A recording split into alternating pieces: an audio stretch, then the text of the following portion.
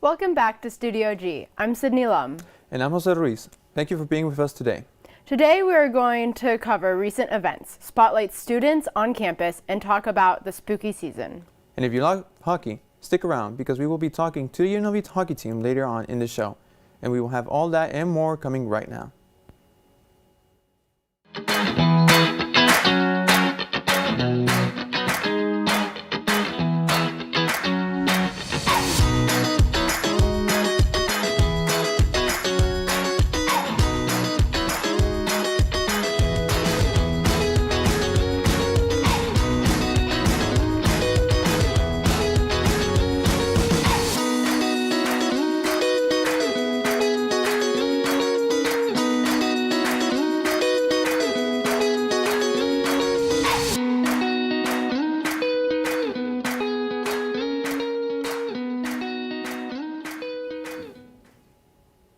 Welcome back, Rebels.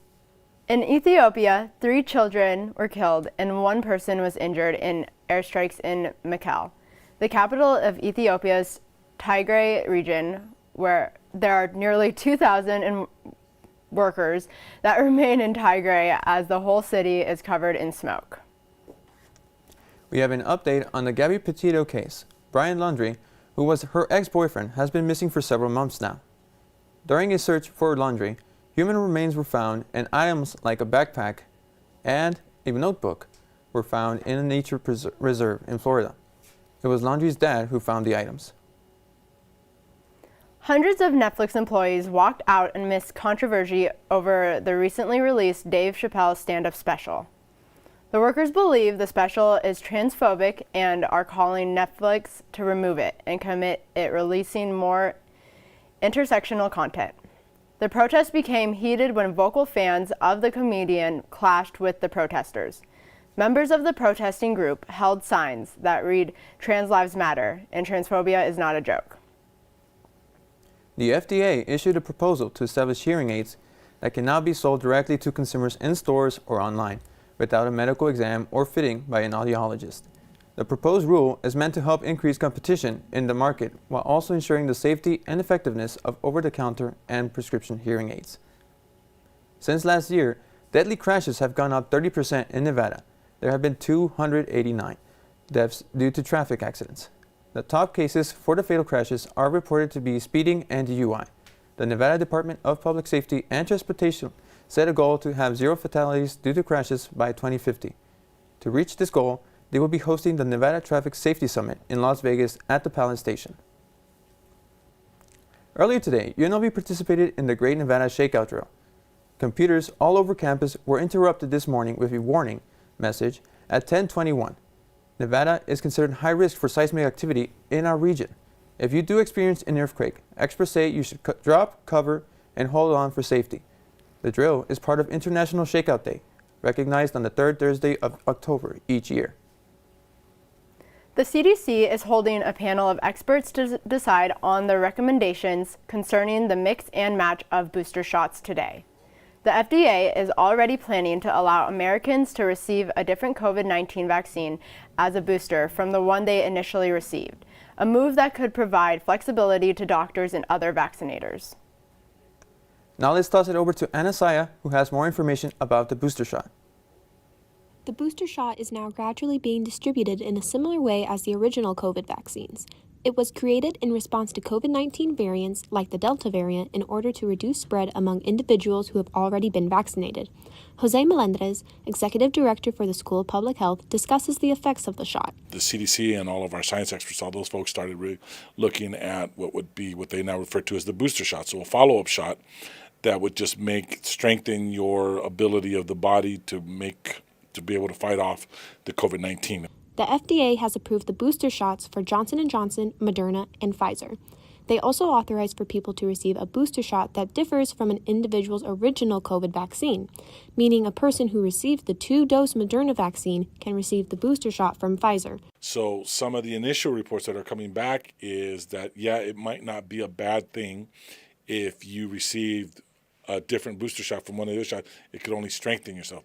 FDA Acting Commissioner Janet Woodcock says, quote, "The availability of these authorized boosters is important for continued protection against COVID-19 disease," end quote. You can call the health district. You can call UNLV information based on whatever's going on here at UNLV and get that information for the vaccines and the booster shots and the COVID-19 test. This is Anna Saya reporting for Studio G. UNLV is home to one of the most diverse student campuses in the nation. Let's go to Nia Nakamura, who spotlights one of these students. Jason Amalio was diagnosed with a rare form of blindness called optic dysplasia since he was 3 months old. Since then, he has had to face challenges, misconceptions, and inaccessibility. No matter where I've gone to school, no matter how many times I've had the same professor or the same teacher in high school, a lot of times accommodations aren't met. Out of the hundreds of tables at the Lead Library, there are only 2 that are accessible for Jason. I require talking software and magnification, and they put it in just a small little corner of the library. Besides the library, there are even difficulties when it comes to the classroom. Not everything's accommodated, and by that I mean there might be a class where a professor says, well, we're just going to look at pictures and you're going to have to tell me this about them, or they might have readings that might not be available for me because they didn't get them to me on time. Unlike the commercial ATMs at UNLV, the Rebel cash machine is not accessible to Jason. There's really not a lot, no braille signs, there's no tactile markers in places, there's so much we can accommodate. Besides having UNLV more accessible to students like Jason, he wishes for one more thing. Just take us on, don't assume anything, and just get to know us. Mia Nakamura reporting for Studio G. When we come back, we're going to go over Jose for our weather forecast. Unlike other health concerns, mental illness is not always easy to see. Third line, please. DEPRESSION.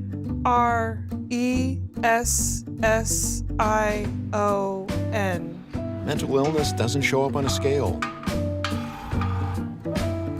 Bipolar? Sorting out a mental health concern is not something to attempt on your own. Anxiety. I thought so. Like many health conditions, help for mental illness takes professional diagnosis and treatment. And the sooner you seek treatment, the better. Look at that. 6,000 steps and PTSD. If you or a loved one has a mental health concern, don't go it alone. Find out what to do. For 24-hour free and confidential information and treatment referral, call 1-800-662-HELP. Learn more at samhsa.gov/support. Welcome back, Rebels.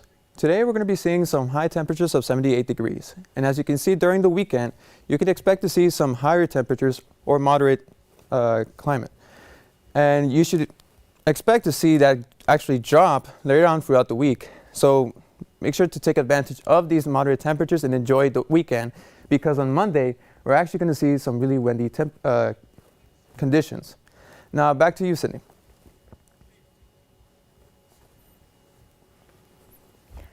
Another group of talented students who want to turn their dreams into reality are the members of the Second Stage Club.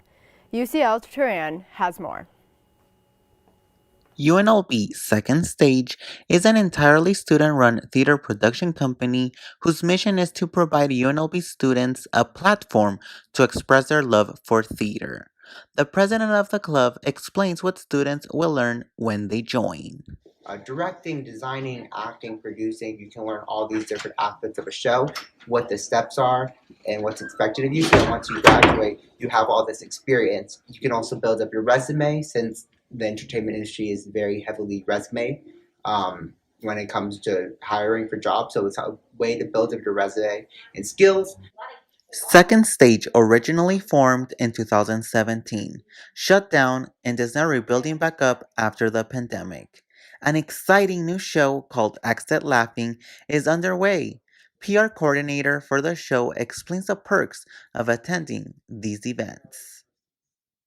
Our shows are free. You don't have to pay to get in. So it's live theater you can just enjoy. And you get to support your other students, and it's just an amazing experience all around. After being dark for nearly 2 years, the next live show will return on November 18th through the 21st at the Paul Harris Theater at UNLV. For more information, visit their Instagram at UNLV Second Stage. Reporting for Studio G, it's UCL Tehran. It's time for Friends Eats, our weekly spotlight on our favorite food places. This week, it was up to Richard Petzek on where to go. Let's go take a look. Squally's Cafe is a local cafe located on South Rainbow Boulevard between Windmill and Robindale. With vegan and gluten-free options for everything on their menu, they also offer a non-vegan turkey sandwich option, which is one of the only 2 non-vegan options they carry. This, however, can be ordered with vegan turkey and gluten-free bread. This cafe is a place students can go to study at, with the owner Pasquale and his co-owner Alina often being found in the place as well. Shown on the screen is a pesto grilled vegan cheese sandwich. The tomatoes are fresh cut and the pesto is tasty. The drink is an iced black peach tea. This place was opened back in the midst of a global pandemic in May 2020. The weekends have a lot of people and live music is often there on Sundays. A shelf of books, interesting wellness shots, which are healthy drinks to improve your immune system, fresh baked goods daily, and free Wi-Fi are just overall adding to the benefits of being at Squally's Cafe. They are open every day. Reporting for Studio G, this is GN Richard Petzek. The Los Angeles Dodgers fell short last night against the Atlanta Braves 9-2. The Braves are now leading the series 2-1, which means they only need one more win to move on to the World Series. The same case is between the Houston Astros and Boston Red Sox. The Astros are leading the series 3-2 and only need one more win to move on to the World Series as well. But as we all know in sports history, it's not over until it's over. The Dodgers and Braves play today at 5:08 p.m. at Dodger Stadium, and the Red Sox go against the Astros tomorrow at 5:08 p.m. at Minute Maid Park. Our UNLV women's volleyball team has a game today against Wyoming at 5 p.m. here at the Cox Pavilion. Our UNLV hockey team has back-to-back game days coming up. They play tomorrow and Saturday at 7:30 p.m. against the University of Arizona at City National Arena. Tonight is our football homecoming game at the Allegiant Stadium against San Jose State University. So we will see you all there. And if you love hockey as much as I do, you are in luck. We have 2 members from the UNLV hockey right after this. Hello. Mom, you gotta stop this. I'm in a library, okay? What could happen?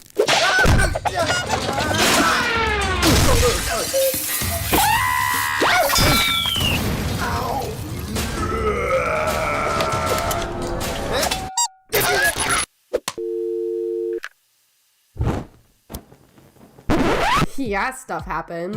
1 in 4 college students end up in the ER. That's why you need Emergency. Everything you need to handle an emergency. Share important info with your family and friends. Feeling unsafe? Help is 1 tap away with Urgent Alert. Upload your insurance card and your medical consent form so your family can speak to medical staff. Download Emergency now while it's still free, before stuff happens. No, his name.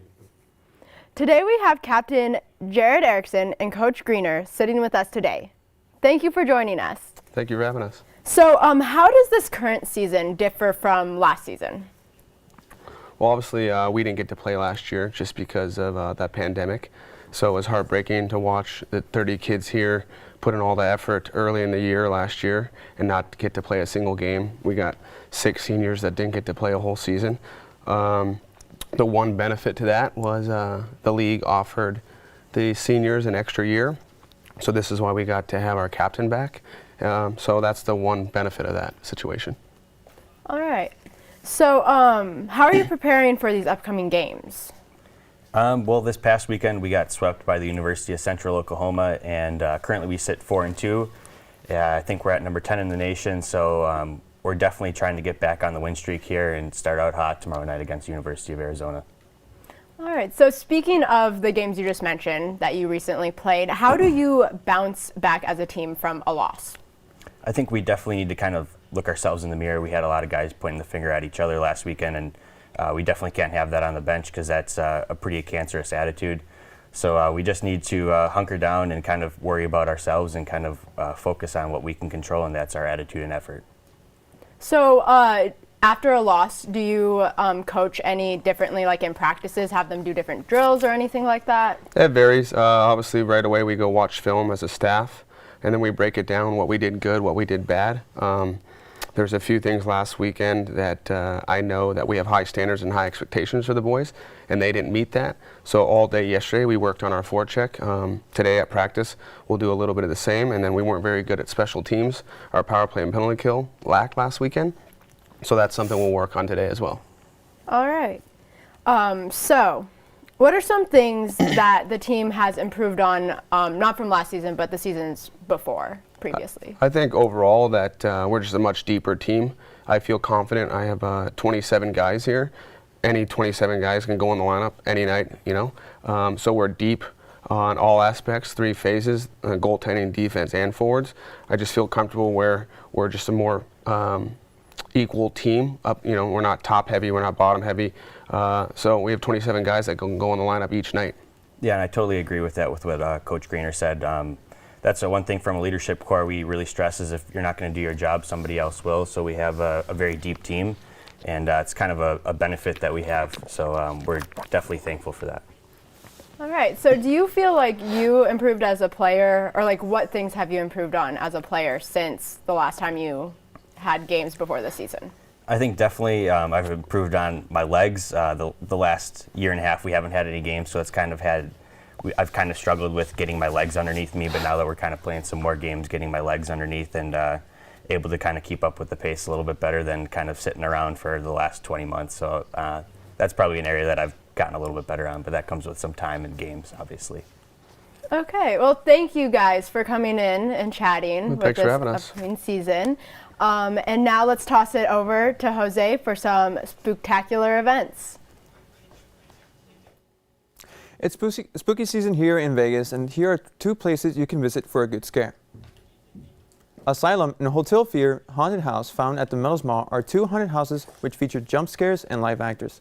It is voted Vegas' scariest haunted houses, so you don't want to miss them out. The Las Vegas Fright Nights, located between South Jones Boulevard and South Torrey Pines Drive, is another haunted attraction staple. There are 3 attractions that include the Blood Barn, Clown's Invasion in 3D, and Nightmare Manor. The last spooky event is the Moapa Valley Corn Maze.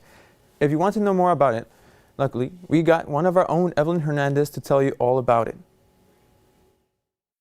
During the day, families can enjoy their time at the pumpkin patch, the corn maze, and picture-perfect backgrounds. At night, there's the Shriek Shack, campfires, and the most known attraction, the Haunted Maze. I've been here one other time, but I think we're doing the scary one for the first time. I've never been to a haunted house or anything. I've always been too scared, so I guess we'll see. I'm excited to see my brother and his friends get scared in there. The maze opens at 7 p.m. so that the attendees can have the best experience, filled with spooky sounds and jump scares, so expect to be active and take some running shoes. The haunted attraction is part of the Moapa Valley Corn Maze. The idea of turning it into a corn maze happened in 2014. Since then, it has become an annual event that has many activities for kids and adults. Children can enjoy the big swing sets, the bounce pillow, playground, and many other activities. The best of both worlds, family fun with the side of spooky. This is Evelyn Hernandez with Studio G. That looks like a lot of fun. I actually went there during the past weekend. Nice. I went there a couple of years ago, actually. A couple? Yeah. Has it changed since then, or is it? Well, I didn't go this past time. Okay. But I mean, it's really fun. Yeah. The maze was especially scary. Yeah. And then like there was this one point where they were actually following us with chainsaws throughout the entire thing. I remember that. They did that when I went too. I was a little scared, not gonna lie.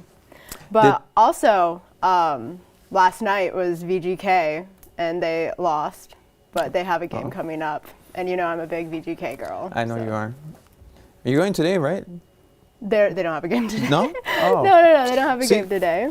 I need to be more up to date on those. On top of that, yeah, you do. I'm sorry. But, well, that's all we have for today. I'm Sydney Lum. And I'm Jose Ruiz. See you next time, Rebels.